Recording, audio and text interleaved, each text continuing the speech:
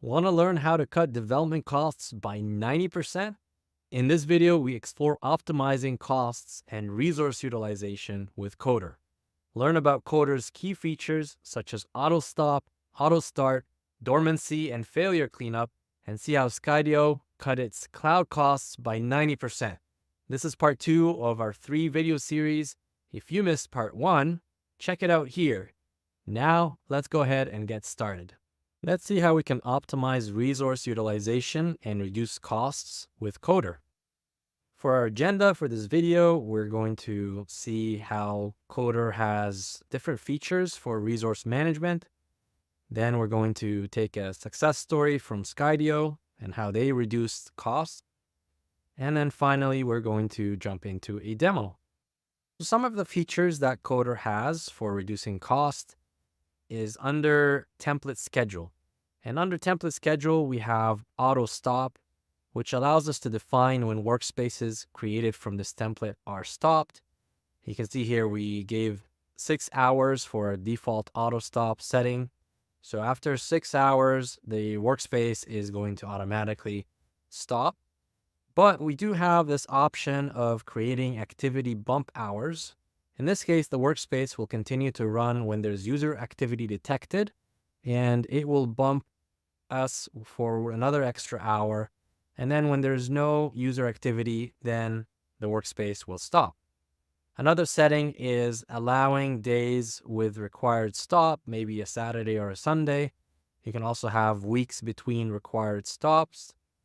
And also, you can allow your users to customize the auto stop duration for your workspaces or not. In this case, this is unchecked, meaning that the settings in the template here will take over and users can't make changes in their own workspaces. Another feature is auto start. You can allow or disallow users to automatically start workspaces on a given schedule. And then dormancy.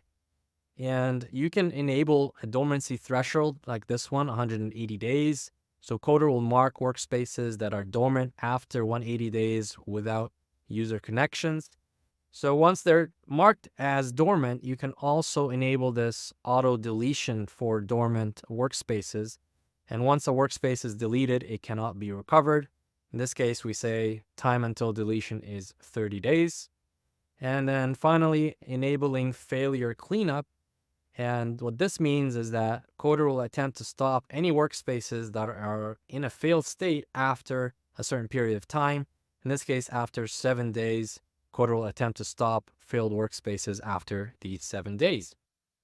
Now let's see how Skydio was able to use Coder to reduce costs and do other things. Skydio builds advanced autonomous drones for tasks like infrastructure management, public safety, and defense. They were faced with complex deployment processes and high costs for onboarding their developers. Some of their challenges include time-consuming setup of developer workstations, the need for burst capabilities for artificial intelligence and machine learning training. They had inefficiencies in managing on-premise hardware and VMs. So they adopted Coder for flexible cloud-based development environments. And they use Terraform for workspace definitions, running on any cloud provider that they choose. Coder's activity monitoring and auto shutdown reduced unnecessary resource usage, as we just saw. And as a result of all this, cost reduction. Cloud computing costs for development environments reduced by 90%. Efficiency. When it comes to onboarding time, that dropped from a week to as little as an hour. And adoption, a third of Skydio's developers voluntarily use Coder, which is really a dream for any platform engineer to get your users to adopt your platform. And finally, from a support point of view, standardized environments improved in their issue resolution. All right, let's take a look at our demo scenario. We're going to see how we can optimize resource utilization and reduce costs for a tech startup. Here are our steps. We're going to reinstall Coder using a 30-day free trial to explore cost-saving features that are offered in the enterprise version. We're going to create and push a custom template using the Coder CLI and configure cost saving settings like auto stop and dormancy threshold as we just saw. And then we're going to build a Kubernetes-based workspace from the template with desired tools and VS Code extensions. Now, this template is really what I promised you in the previous video, where we're going to create a template that has all the tools that we normally use and has a lot of customization for our shell using dot files, and also enabling us to use VS Code extensions that we typically use. All right, let's dig in and get started with our demo. This time I'm reinstalling Coder, but I'm going to make use of the 30-day free trial for Enterprise because I want to show you some of the features, especially around cost savings. In the previous video, we went to templates and we selected one of the starter templates. But in this video, we're actually going to create a template on our own. And so you can create one from scratch. You can upload a template, of course, choose the starter template we just saw. But I'm going to do this straight from the Coder CLI. So I have the Coder CLI installed. So just typing Coder gives you all the available commands that we have here. But I'm really focused on logging in to Coder first, and you can log in by specifying the Coder login command with the URL, so coder.techname.com. And that's going to open a browser window with a session token that we can copy, and we can paste back in our CLI. And now we're logged in. So we can easily now go into our templates folder. And in our templates folder, you can see I've got two templates here on the left-hand side. And I've separated this into a main.tf, variables.tf, and an init script. For now, let's push our template to Coder with Coder template push. As long as I'm inside the right folder here and run Coder template push. And it's asking me, do you want to upload? Hit yes or enter. That will go ahead and upload my Coder template to Coder. And now if I go back into my UI and click on templates or refresh the page, I'll be able to see that here we go. We have a template right here. You can click on it. It gives you a quick summary. So expect to see code server, terminal, SSH and ports, and also VS Code desktop. I don't have anything in the README, which I should, but I don't. Here's the source code that we'll go over later. We got a number of files here, main, variable, and init script. And then we have versions that will show up here. As I update the template, I can push a new version and work with that. I've got an embed, and also I have some insights here that we can take a look at later. What I also want to do is under settings, I want to take a look at our template schedule, and this is where we can tweak the settings to reduce cost. And we can do this by specifying the default auto stop in hours. In this case, if I put 6, it says Workspace will default to stopping after 6 hours after being started.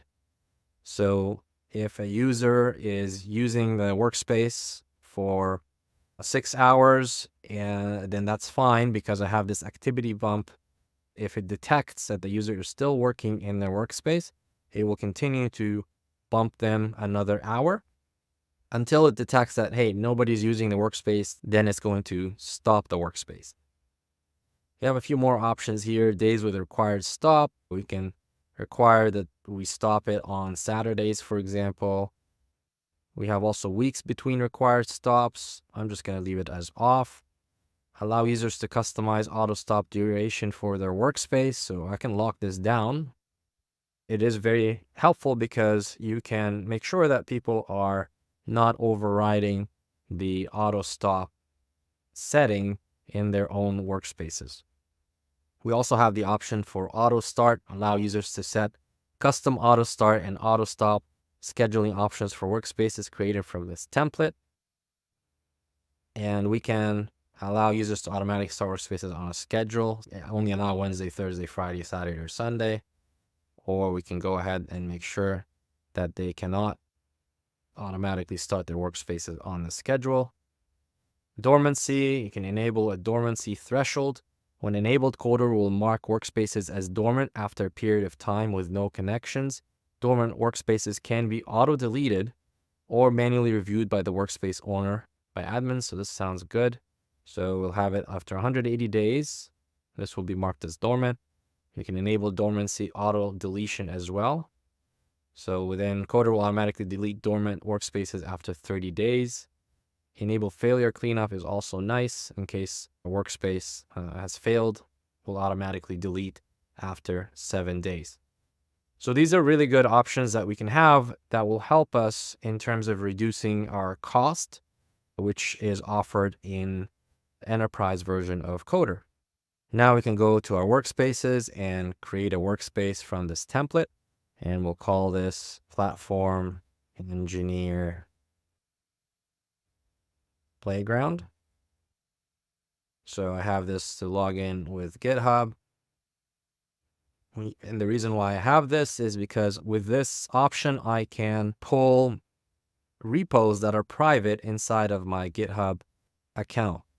And from here, I have a few parameters that I can use, and I've customized this template to allow me to choose the different color themes for my developers. I also have the option to put a repository URL. Actually, it's mandatory because we're going to clone this repository into our workspace. Then we have the option of using a .files URL. So I'm using my .files. That's going to customize my shell script. And then I also have my VS Code extensions that I typically use. I've got Kodi, I've got Python, HashiCorp Terraform, I've got Kubernetes, and of course, I can add any other VS Code extension that I'm looking for, and then go ahead and create the workspace. What this is going to do, it's going to run Terraform behind the scenes here, and it will build whatever I had in the template. And it's going to start my agent. And this is really building on top of Kubernetes. And Kubernetes, similar to the first video, is running inside of a VM in Hetzner's cloud. And it's not too far from me. It's in Ashburn, Virginia. You can see you have about 137 milliseconds to where I am here in Toronto, Canada. And it is building right now the workspace. And it typically takes a little bit longer the very first time you spin up a workspace. And after that, if you stop it and start it, it moves much faster. At the top here, you can see that it stops in 6 hours, template auto start requirements. If I click here, it will automatically take me to my schedule inside of that workspace. And I don't have any options here to enable auto start. I cannot disable auto stop. I cannot change the amount of hours for this workspace, but at least I have the option that I know if I'm actually working inside this workspace, it's not going to automatically shut off on me. It's detecting any activity and it will continue to bump me up 1 hour at a time. So this is great, again, to reduce cost in your environment, to make sure that we're not running machines or VMs or containers when people are actually not using them. So let's jump back into our workspace. I see that it's all ready to go and it's running. And it's still building actually code server and it's installing my extensions here. I can see Kodi, Python, Terraform, and we can continue to look at the logs here. If we scroll down here, you see that after it extracted things and it's downloading a newer image, this is the image that I'm building. It's a Docker image that I have where I have a bunch of my tools in there. We'll see in just a little bit. So I have Terraform, Vault, AWS CLI, and a bunch of others, Docker, Minikube. And we can see a few other things like our home directory is home coder. We're installing the code server. We're cloning the GitHub repo that I added there. I'm getting my .files. That's going to customize my shell for me. And everything is done. So we can easily now spin up code server.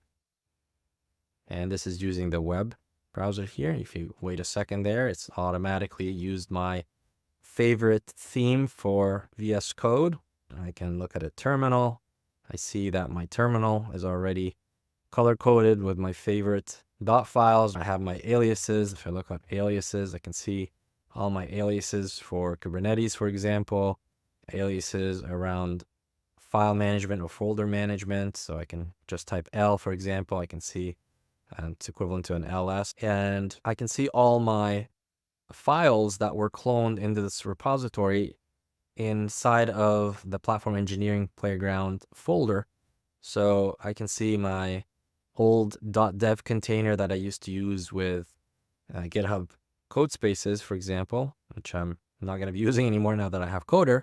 So you can see I have all the tools that I need. I have my Vault, I've got Terraform, I even have Minikube that I installed in this container. I've got Docker, which is really amazing. You can put all the tools that your developers may need and set them up as a container, and then you can customize, or the developer can customize their shell, their workspace in whichever way they want.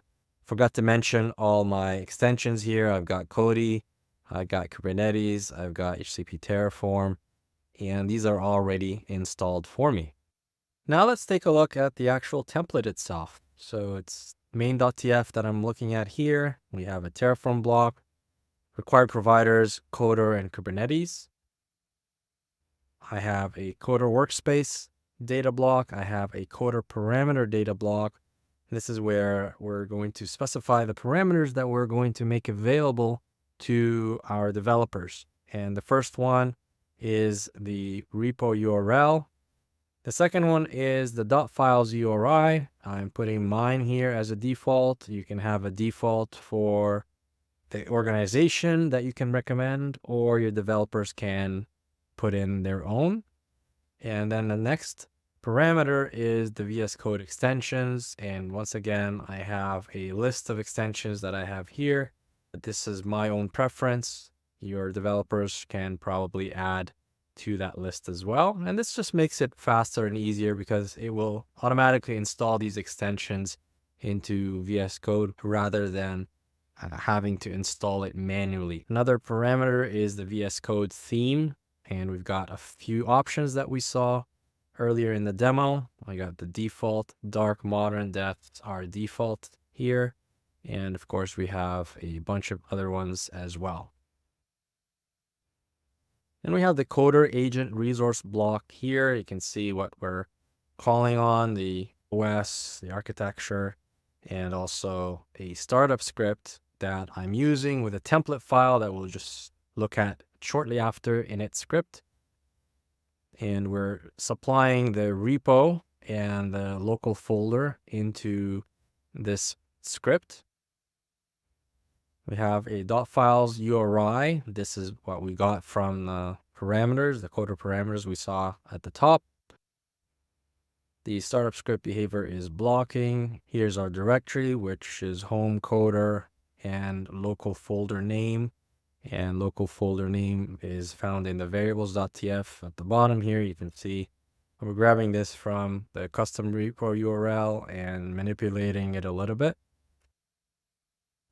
Moving on, we have a few environment variables that we have in here. So we have the Git author name, email, committer name and email, and also the GitHub token as well that enables us to access private repositories. Notice this is important so that you can get up and running right away without having to specify your Git email and name and so on. It's all ready to go and you can push and commit without any issues. So it's grabbing this information directly from the Coder workspace. We have some metadata here as well. So CPU usage, RAM usage that we can display in the workspace. Here's a module for the code server that allows us to install code server with some variables here. You can see the folder that we're going to find ourselves in when we load code server, which automatically clones our repo, and we'll find ourselves directly in that folder. And also the ability to add the extensions goes here. So we're grabbing that from the data block at the top from the parameters. Same thing with the settings for the color theme, we're adding it here. And of course, you can add multiple other settings as well. The color theme is just an example. Then we have the Kubernetes PVC, and here, this is very similar to what we saw in the previous video. We have our spec, we're looking at access mode, read write once, and we're putting in 10 gigs for our storage. Of course, this can be configurable, or you can also supply this to the developer to choose and make this a coder parameter. Coder external authentication with GitHub, and then the actual pod itself, the Kubernetes pod itself. And again, a few metadata, the spec. The image here that I'm using is envbox, which is really a wrapper around sysbox that allows us to run Docker, systemd, even Minikube on top of an environment that is running Kubernetes. So this container is inside my Kubernetes that's running on the VM in Hetzner's Cloud, and I'm allowing the developer to run Docker commands, Kubernetes commands, and so on. Here you can specify the resources, requests, and limits. And a few environment variables are here. One to note is the coder inner image, and this references your own Docker container image that you choose. And in this case, this is my platform engineering image that I have all my tools and really anything you can think of, you can put in here, which we'll see in just a little bit. We'll take a look at my Docker file just for completeness. And finally, our persistent volume claim here that we saw at the top, we're adding that in here. And that's it. We've got our volumes, our volume mounts. And then we can take a look at our variables file, which has a few variables, and a lot of them are defaults that, of course, you can change here or provide them as parameters to your developers. And then we've got the init script that I mentioned before. And here we can see a few things we're doing. We're creating the home coder folder. And here's where we're copying default dot files if they don't exist. We're cloning the Git repository if specified. And then we're checking if those dot files URI has a value. If it does, then we are running our coder dot files command and grabbing that dot files URI. So that way we're customizing our shell using our dot files. And finally, I want to show you the Docker file. We're just starting off from a Ubuntu 22.04 and installing system dependencies, working with locales, and then adding a user. And this user is coder. We're installing a few packages. You can see Docker here, for example. Installing Homebrew, installing kubectx and kubeNS, installing kubectl, installing Helm, Minikube, installing AWS CLI, installing kube PS1. Allows us to have a nice shell for Kubernetes. And that is pretty much it. Any of this can be customized depending on your developers and what kind of tools they might want. You can create multiple of these containers and specify that to the user to pick and choose from if that's something that you want to do. So it's very flexible. Coder is very flexible in terms of building out our workspaces. In this video, we demonstrated how to optimize resource utilization and reduce costs using Coder's features for resource management. We covered Coder's auto stop, auto start, dormancy, and failure cleanup functionalities, which ensured that workspaces stopped and deleted automatically under specific conditions, thus saving costs. We also included a success story from Skydio, which used Coder to cut cloud computing costs for development environments by 90% and significantly improved their onboarding efficiency. Finally, we concluded with a detailed demo showcasing the setup and configuration of cost-saving settings using a custom template in Coder, integrated with tools like Kubernetes and VS Code extensions. Stay tuned for part 3, where we will take all of this to the next level as we discuss enhancing security and governance in development environments with Coder. Thanks for watching.